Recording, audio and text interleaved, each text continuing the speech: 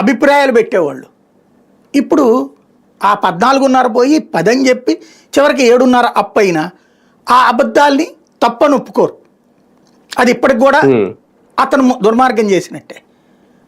ఎలా ప్రజల్ని వెధవలు చేయాలో చూడండి. ఇప్పుడు మాట్లాడే మాట ఏంటది, పెట్టుబడులు పెట్టడానికి వస్తుంటే చెడగొడుతున్నారట. ఏది ఏపీఎండిసికి అప్పు తీసుకోవడం చెడగొట్టడమా? అప్పు తీసుకోవడం అనేది పెట్టుబడా? దాన్ని ఆపుతున్నారు. అప్పు ఇవ్వడం పెట్టుబడి కింద అని కొత్తగా వింటున్నాం మనం. అప్పుని పెట్టుబడి అంటే కనుక జగన్ 14.5 లక్షల కోట్లు అప్పుడు వీళ్ళు చెప్పినట్టు పెట్టుబడి పెట్టించినట్టే కదా. ఒక రకంగా బాండ్లు తాకట్టు పెట్టి అప్పు తెస్తున్నట్టు. బాండ్ తాకట్టు కాదండి, బాండ్ అనేది రిలీజ్ చేస్తారు. అంటే సరిగ్గా మన భాషలో చెప్పాలంటే ప్రామిసరీ నోట్ లాంటిది అది. అవును, మనం అప్పు తీసుకునేటప్పుడు సంతకం పెట్టిస్తాం కదా, అంతే హామీ పత్రం.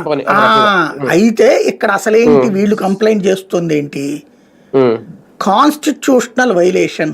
మనం ఏమంటాం, సర్వసత్తాక ప్రజాస్వామ్య సార్వభౌమాధికారాన్ని కాపాడతామని చెప్తారు వీళ్ళు ప్రమాణం చేసేటప్పుడు. సార్వభౌమాధికారం అంటే ఏంటి, సావర్నిటీ అంటే ఏంటి, ఇక ఆ అధికారానికి మించి ఇంకెవరికి లేదు. ఇట్స్ ఏ అల్టిమేట్ పవర్, అంటే హైయెస్ట్ పవర్. ఈ పవర్ని ఎవరికి తాకట్టు